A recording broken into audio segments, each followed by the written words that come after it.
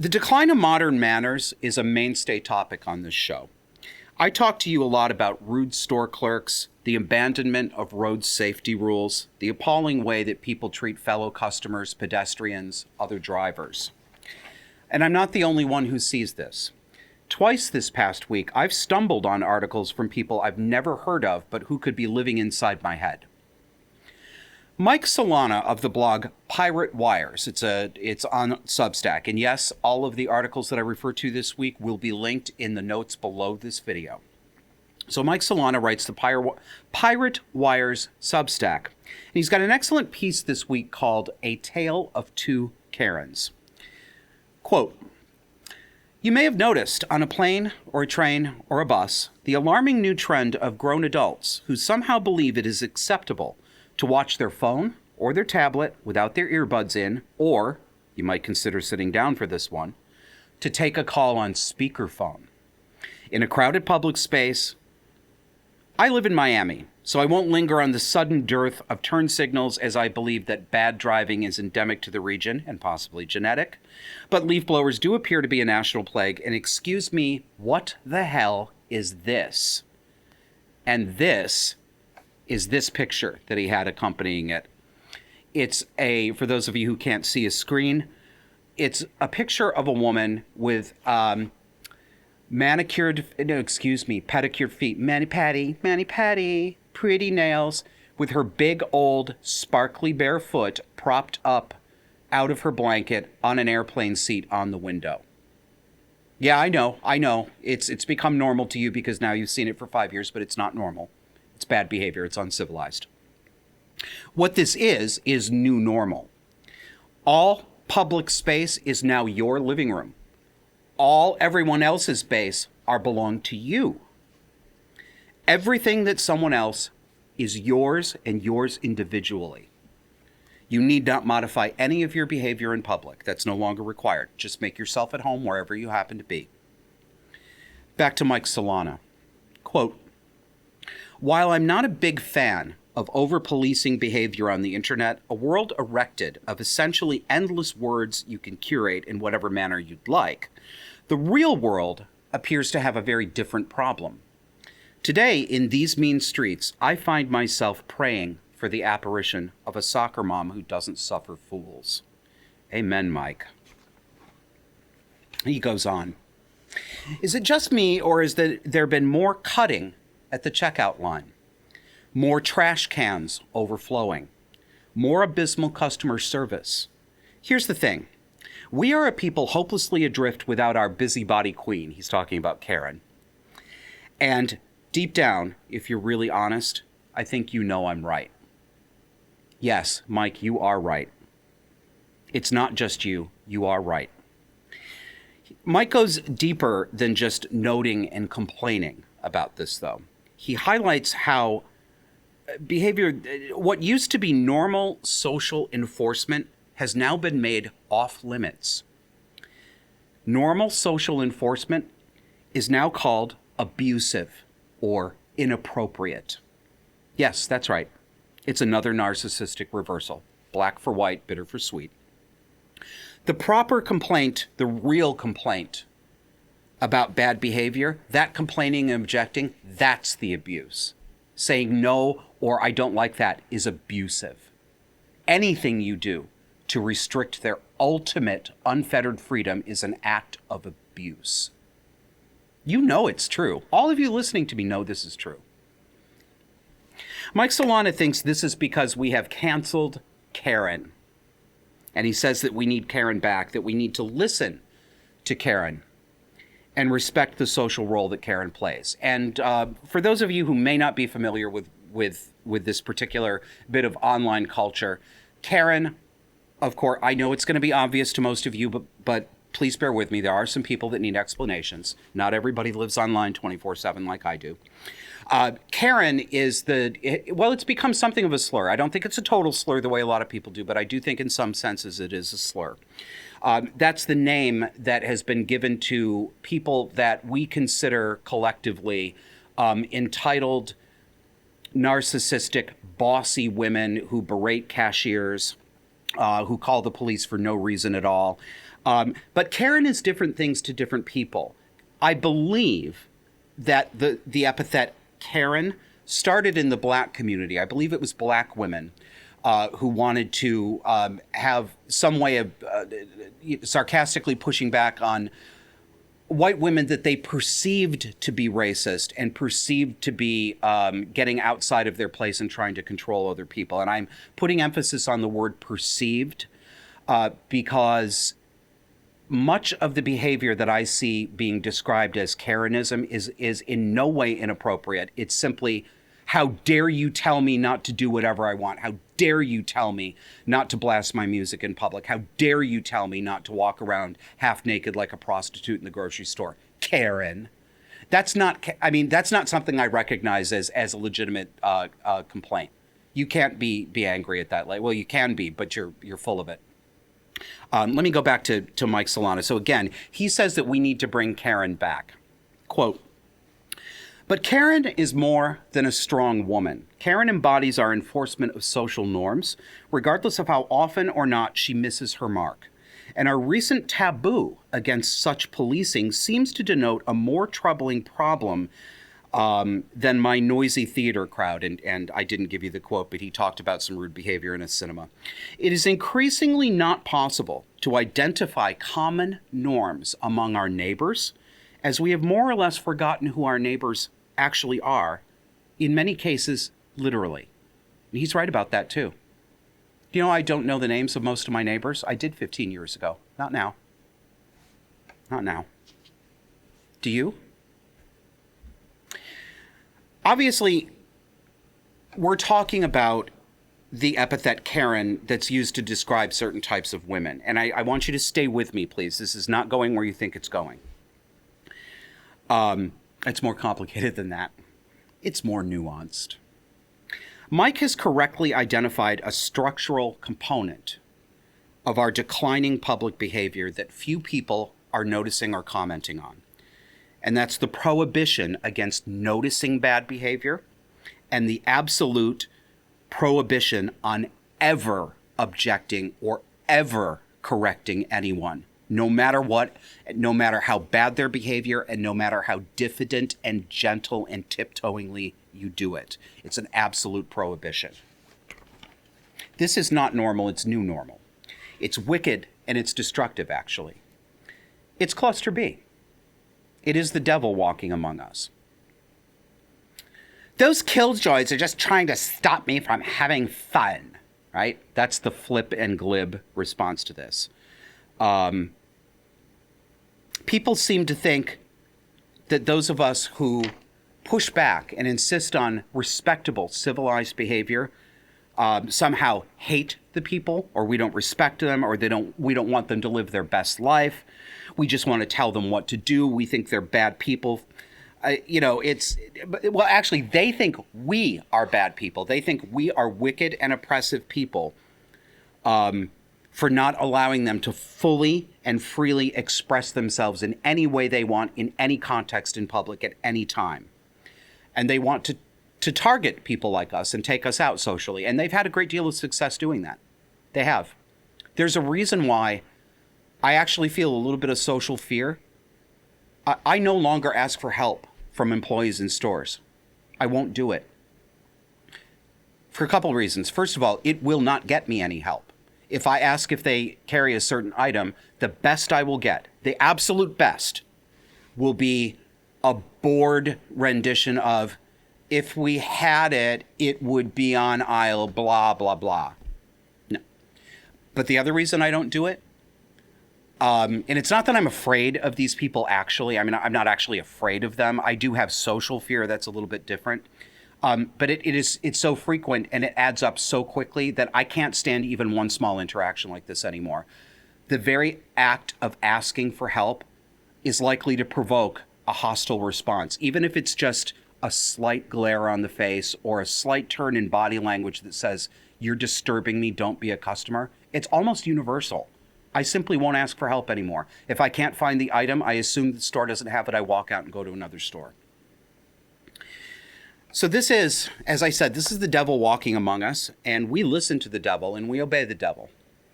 In Mike Solana's view, it's because we've kicked Karen out. I'm with Mike 99% of the way, but there is a place where I differ. Karen is not Barbara. I'm going to introduce you to Barbara. Barbara is a separate person. She's a different kind of woman. Karen is the cluster B. She's the narcissist and the histrionic. She's the eternal victim. She's the narcissistic, bossy woman who complains about not something reasonable, but simply so that she can express entitlement and domination over people in a social context.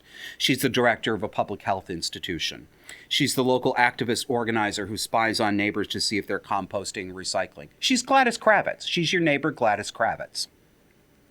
She's the customer who pitches a public fit because Safeway won't honor a buy one, get 16 free coupon that she clipped from the Sunday paper 35 years ago. That's Karen, and we don't need Karen back, okay? To the extent that we have vanquished Karen, let's let her stay where we put her. But I propose that we need to make a place again for Barbara. Barbara is a grown-up, mature woman.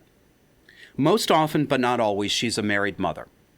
She likes people. She's invested in her community. She cares about her neighbors and their kids as well as caring about her kids. She cares about her own family enough to make sure that her children are taught manners, boundaries, and when to be assertive and when to follow convention. She teaches discernment. Barbara used to be everywhere. Barbara taught me school in almost every class up until I reached high school.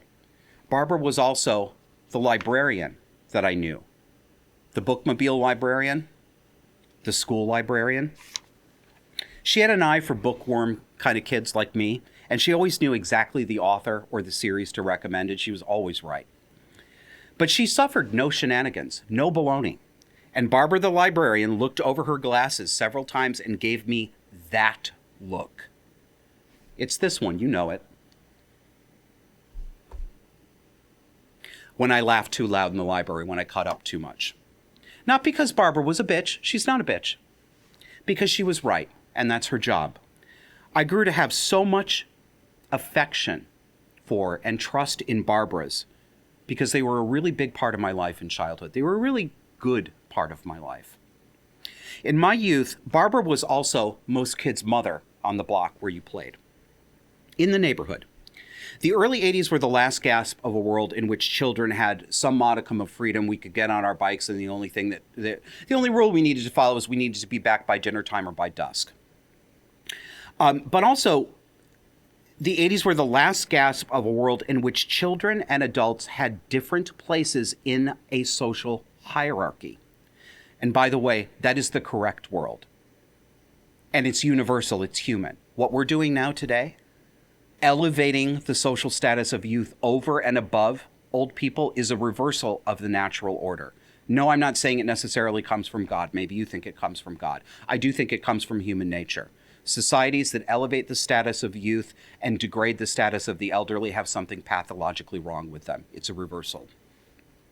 When we kids went too far playing on the block, someone's mom was always going to come out on the front stoop and call us to account.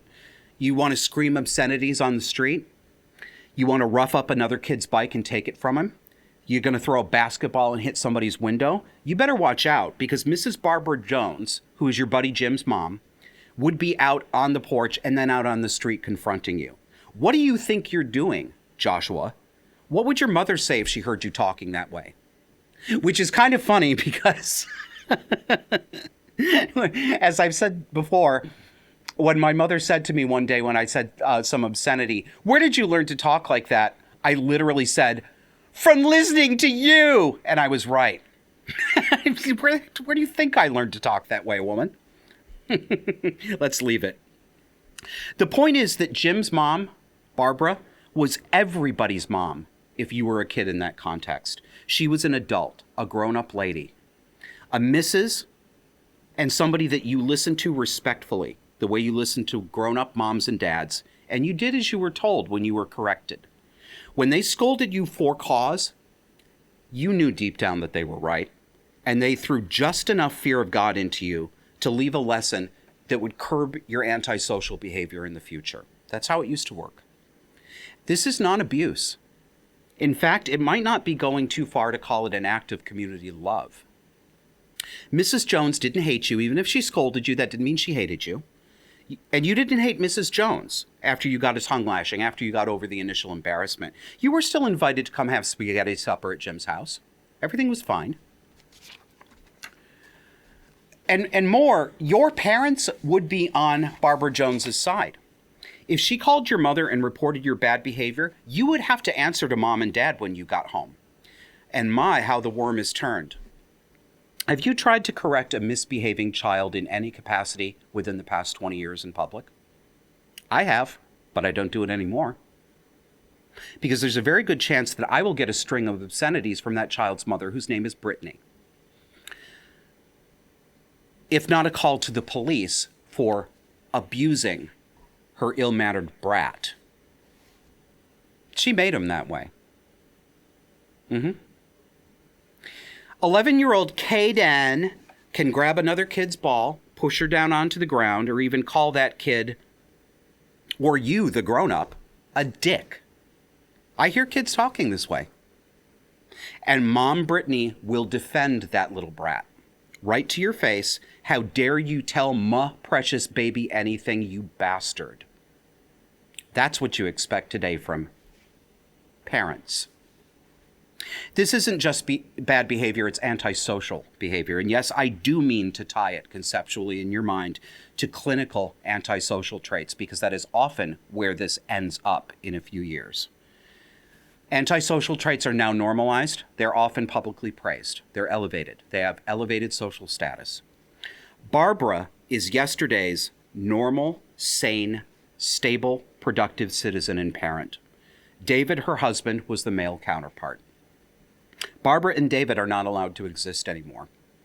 They've been made socially illegal. They are abusers because they won't put up with abuse from other people. We need Barbara back. We need David back too. I want to rescue the concept of the rational, normal, stable, grown-up woman from the cheap charge of Karenism. That really makes me angry.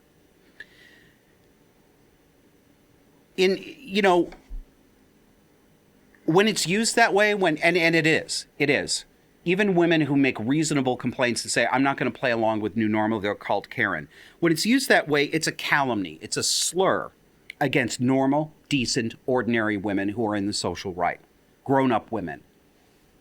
To the degree that Karen is sometimes a slur on white women specifically, it's because it characterizes this normal and reasonable pro-social behavior as somehow overbearing or getting too big for her britches. Even complaints that would have been normal 10 years ago, just 10 years ago, such as, please take your bare feet off my movie seat, is now called being a Karen. Nonsense, reversal, social narcissistic abuse. And I want to say something else too. I know that sometimes some of the audience perceives my commentary to be anti-woman. It's not. Some of that is my responsibility, and some of it is for sure my style. I pop off a lot. I often come off strong and I come off harsh. I know this. Sometimes I should do a better job of making it clear that I'm talking about a certain kind of woman, not a certain kind of female typical behavior, not women in total. It's not women as women that I am criticizing mainly. Yes, I know, stipulated and admitted, I do criticize normal female typical behavior sometimes because it's out of balance with male typical behavior. But I don't hate women, and I'm not anti-woman. But some of that reaction is not my responsibility. Some of that is the responsibility of the audience. Some of it is oversensitivity, particularly oversensitivity on the part of women. I often do make it very clear and specific what kind of female behavior I'm talking about. I do the thing that the commenters they claim I didn't do it. Yeah, I actually did. You just didn't want to hear that I did. I give the context, and some women still accuse me of grossly exaggerated anti-woman sentiment and even misogyny, which is laughable. I think that we, all of us, but particularly women today, have all been trained to react much more strongly to criticism of women, even deserved criticism, than we ever react to criticism of men. Women, as a whole, decent women, all women in Western society to some degree have absorbed this value now. They're not bad women. They're not narcissistic women. They're normal, perfectly sane and reasonable women. But they are oversensitive to this because of the culture that we're all swimming around in. And it didn't used to be that way within living memory. That sensitivity, if you'll pardon the expression, is a learned micro-trauma. Unlearn it. One of the most satisfying parts for me of coming out on the other side of a wholesale change in my political and moral outlook is the new friends that I have made and the new kinds of people I'm discovering. The kinds of people that I didn't even know existed until I changed my mind, or that I knew existed but I wrote off as enemies without talking to them because I was part of the leftist cult. There are millions of women around us who are not Karen. They are Barbara. They've never been Karen. They're not entitled princesses. They don't hate men. They don't resent their sons. Not only that, they feel just as hemmed in and oppressed by the actual Karens as men like me do. They too want no part of vindictive victim feminism, and they recognize that it's actually men and boys today who are on the cultural back foot. These women have legitimate interests of their own.